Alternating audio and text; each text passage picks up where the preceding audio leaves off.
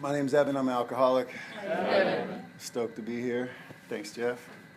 Thanks, everybody, for being here. I think a lot of people in here heard my story before, so I'm not going to dwell too much on that. Started drinking when I was 14, pretty regularly. I never really was a social drinker. I drank to get the effect, to get drunk, and to get the things that alcohol gave me, camaraderie and fun and craziness and chaos. And it worked. It was an awesome solution for somebody in puberty, somebody approaching adulthood, and somebody who felt uncomfortable just being themselves, felt different. I heard somebody say at a meeting that I went to a week ago that she was perfectly happy being in a group of people that were all a different race than her. And she said that was because for the first time she realized that her outsides matched the way she felt on the inside. And when I heard that, I went, wow, man, I could have saved a lot of money on tattoos. Yeah. But seriously, I mean, that's such a living example of, I don't feel like I fit in, you know what I mean? Like, I feel different. That's a real big part of my disease. And that's, you know, I mean, yeah, I'm not saying that my tattoos are just a manifestation of something negative. I mean, I love them. I'm glad I have them. But to be perfectly honest, when she said that, I went, totally true. I want to look different because that's the way that I feel on the inside. So whatever. Alcohol solved that problem for me for a good while. And eventually just led me to other alcohols as time went on. And eventually what happened was I would wake up in the morning and I would get loaded first thing. And I would stay loaded and I would chase getting loaded all day long, even though I still had a job, had a girlfriend that had a car and a nice apartment, and I could keep the wall of denial up because it looked okay. I could deal with it, it looked okay, and I still had my job. All the while, I saw the really good things in my life slipping away, and I wanted to maintain my cool job that I had and my relationship. I wanted to be there for this woman. I wanted to be a man, and I couldn't be a man. I was a baby, just couldn't be an adult, still stuck in that 14-year-old chasing, getting high and feeling good and trying to feel like I belong somewhere in this, earthly body. And so every night I would say I'm going to get clean tomorrow, every freaking night for a good long time, years maybe. I was always going on the wagon, I was always trying to stop. I was always trying to figure out the right time to get high, the right time to drink, and how to control my consumption. And I could never figure out the proper combination. Every time I would end up demoralized and just begging, pleading, wishing, hoping beyond hope that I could stop. And every morning, the first thing I would do would be to get high, And that in itself became so demoralizing. I had some big life and death things that happened around me that really fortified my desire to stop. My grandmother passed away. My best friend overdosed, and that wasn't enough for me to stop. I made that solemn oath. I'm going to stop for this person, for that person, the true loves of my life, my, girlfriend at the time. And none of those things worked when I woke up in the morning. It was just get high. And that went on and on and on, and I tried everything I could. I took a trip. I didn't take a trip. I'd go on and on about the details, but the bottom line was that I was licked. And I just saw no reason to live, no reason to die, no reason to have consciousness at all.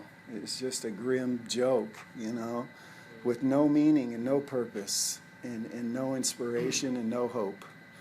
And thus I found my way into recovery, and I can go into the long saga of details that brought me to that. But which, I assure you, from my perspective, seemed to be divine as anything I've ever experienced. These coincidences, if we want to call them that, whatever it is, the hand of God, I don't care, call it whatever you want. I ended up in a rehab, and I ended up at an AA meeting. And at the first AA meeting I went to when I got outside of the house, the rehab I went into, I got a sponsor. Not because I wanted one, but because I saw somebody there that I knew that got loaded the way I got loaded, worse than me. And I knew that he was sober, and I thought about him when I was in detox because I didn't know anybody that had gotten clean. I didn't think you could. I just thought I was going to die, and not fast enough, really. I didn't want to die, but the way I felt, I did not want it to go on. So I saw this guy, and he offered to start going through the book with me, and that's what we did. And I'm happy to report that it's been 19 years, and I haven't taken a drink since. From that moment on. Now, do I consider myself somebody that's never had a relapse? Absolutely not. There's nobody in AA that's never had a relapse. I guarantee it. I don't care. Say whatever you want. I'm willing to just put it out there because unless we've tried to stop and can't, how would we even end up here? You know what I mean? I relapsed so many. It doesn't matter. Don't worry about that. That's a false claim. It doesn't matter. It's a hypothetical. The point being that I relapsed 100 times, 1,000 times. I relapsed every single day for a year straight, until I surrendered. And it just was coincidence that at the time that I surrendered, I found AA, and I got a sponsor, and I started working the steps. I'm not here to say that everybody has to do it the same way. I'm actually here to say that everybody doesn't have to do it the same way. That's really important to me.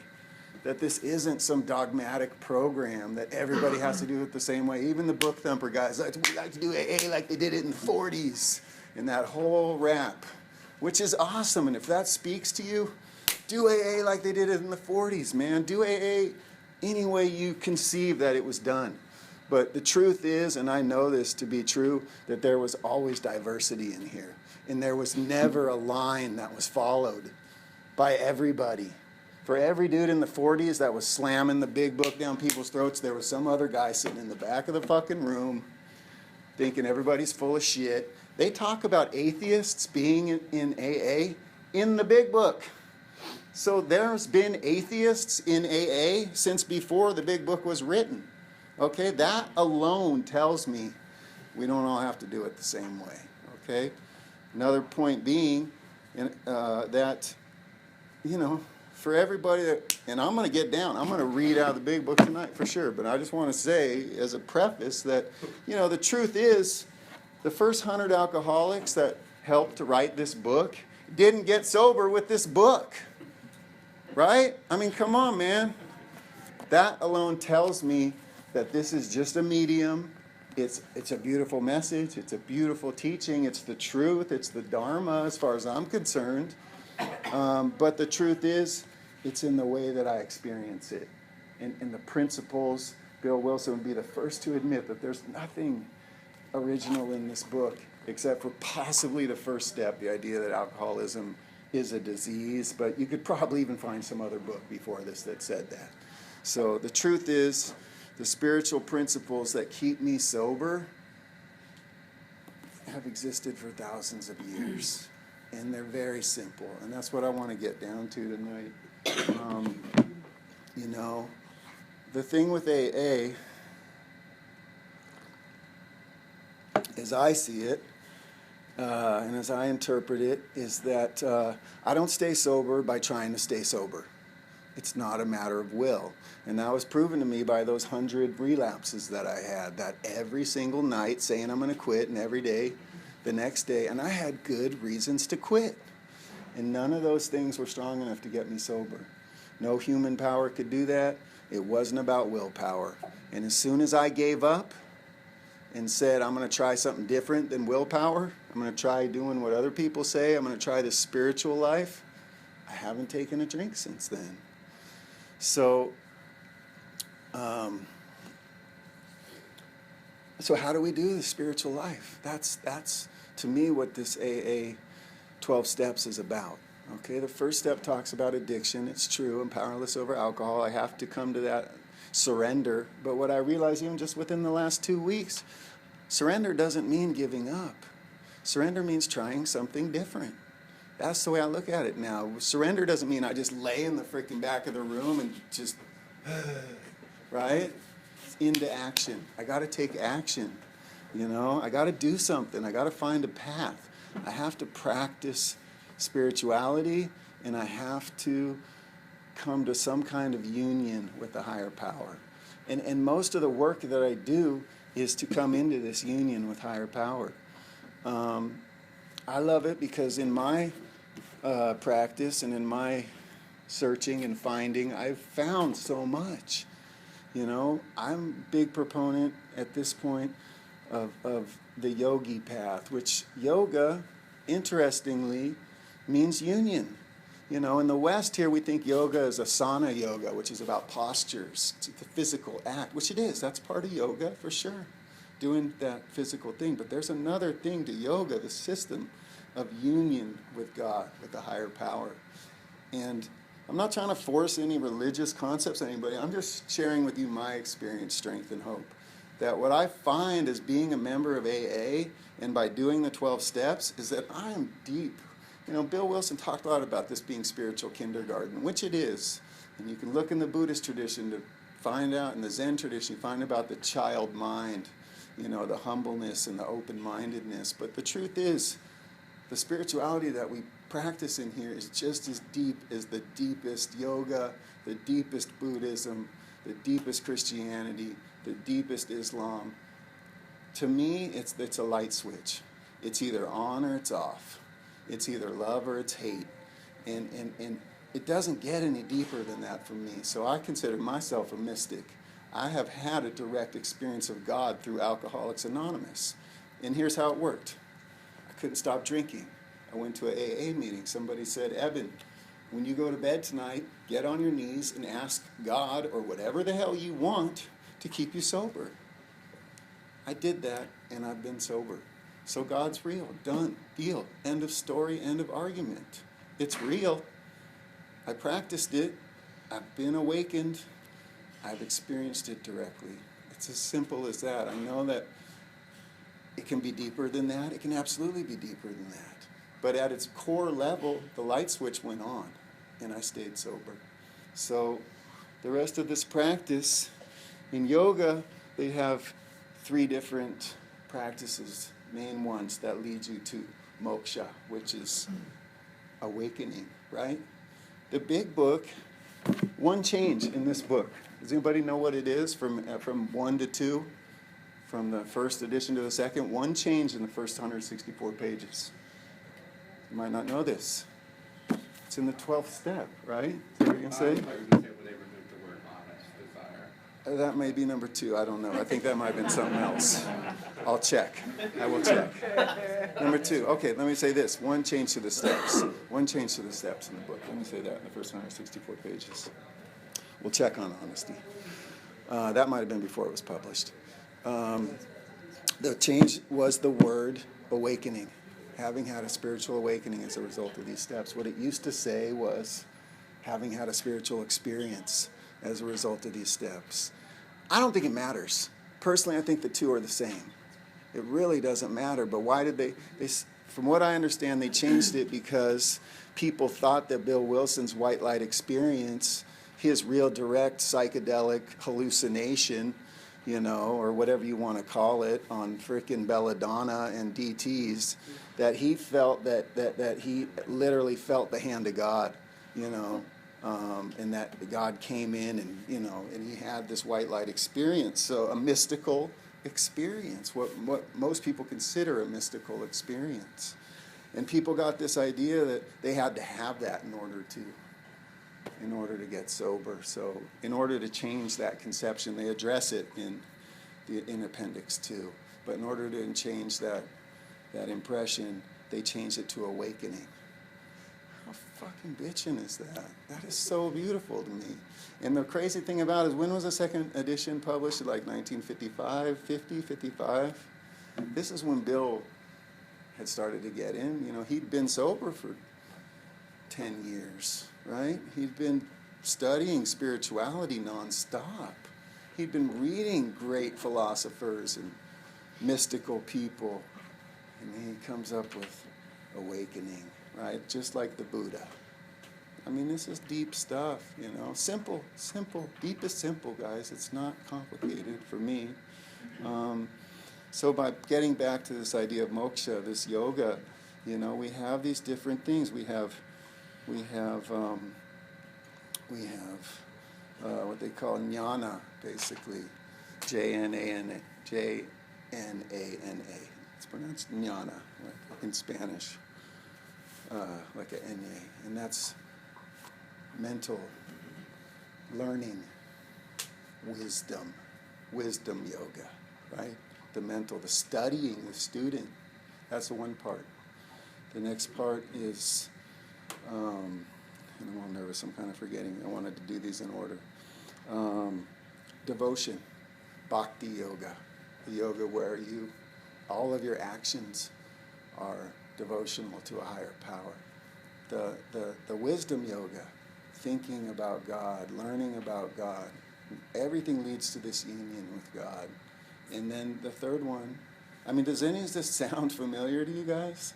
Like, and the third one is karma yoga, action yoga, where you just, you know, you can be enlightened. You don't have to do all three necessarily, but this was the system that they came up with. You do all three of these, you'll awaken. I think it's true. Some people, maybe they just serve soup. Maybe they break bread for the homeless. Maybe they just feed their family. And that unifies them with non-dual reality, with God consciousness, with a life of living manifestation of the divine. So there's my preaching for the day. I know I've gotten a little out there, so let me bring it back where I'm going with all of this. Step 10 in the big book, right? This thought brings us to step 10, which suggests we continue to take personal inventory and continue to set right any new mistakes as we go along. Well, what are we doing? We're taking inventory. That's jnana. That's knowledge yoga, right? We're going to see who we really are. We're going to take inventory so that we can unify with our higher power, right? And what else? We're going to set right our mistakes. That's karma yoga. That's action, taking action to unify with God, to clear the path between us and a higher power. And I don't even need to go on and on about this, but if you read through this, you just see it over and over again. Continue to watch for selfishness, dishonesty, resentment, and fear. This is wisdom, the practice of wisdom, of self-knowledge, right? And when these crop up, what do? We ask God at once to remove them. That's devotion. Again, this idea of unifying with God. Please take this. The reason why I say this is this. What I just explained to you in 2 sentences is 11 of the 12 steps. So this, when you hear people in meetings say, I work all 12 steps every day. Well, you read those 2 sentences and practice that. You're doing the 12 steps, the meat of them you're at, you know. I don't need to go back over it. And then what's the other thing, right? And then it says, we discuss them with someone immediately and make amends quickly if we've harmed anyone, cleaning up our karma, right? Then what do? We resolutely turn our thoughts to someone we can help. Love and tolerance is our code.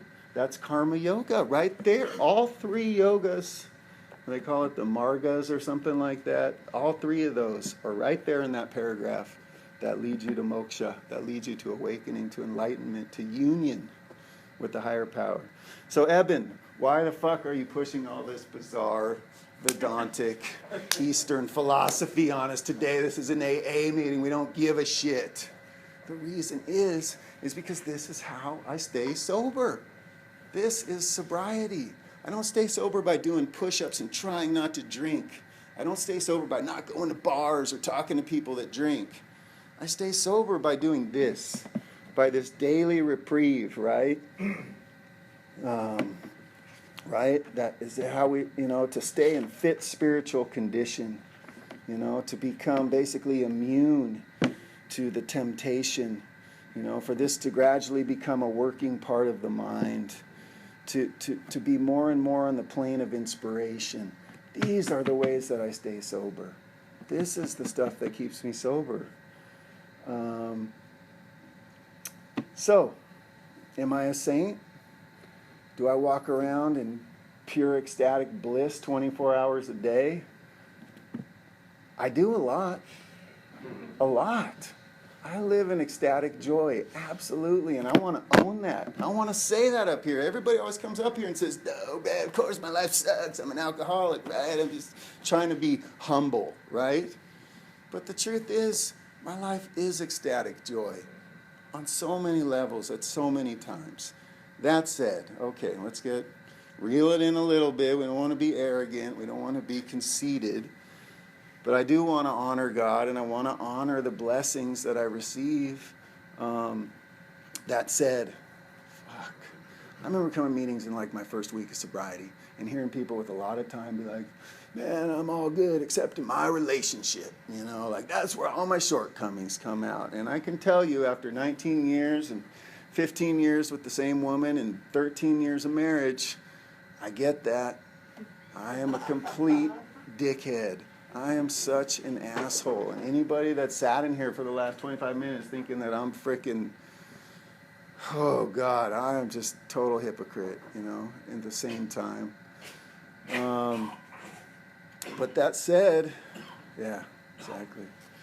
So what does it mean to live in this fucking dualistic world, this black and white world, this swinging pendulum world of ecstatic joy and complete dickhead in the same day, right? How does this happen? Why is it that I have these periods? I've been on a 19-year pink cloud, and yet on any given day, I'm yelling and screaming and swearing and insulting and criticizing and suffering in deep pain of my own creation. And all I can say, well, I can say a lot, which I'm sure you're aware of at this point. But the thing that I will say is that that's my practice. It's not a cop-out, but what I know about devotion, about my practice, about this yoga, about this path of Dharma, is it's in this suffering, is that I'm not in the pure existence world. That maybe comes later, maybe it doesn't. I don't know. It doesn't matter to me. But I'm in this world, the sense world, that swings back and forth. And it's that negativity, that darkness, that pain that brings me back to God. And that's the bigger picture for me. That, to me, is enlightenment, is understanding that within this swing, this pendulum swing of light and dark, that it still leads me back to devotion, to union with my higher power. I don't know why it works that way, but, I have so much love for this consciousness and this life that I'm okay with that now. I'm sure my wife might argue, my son might argue. They don't like that the pendulum swings into darkness, but I know enough now to not hate losing. I can love the game, and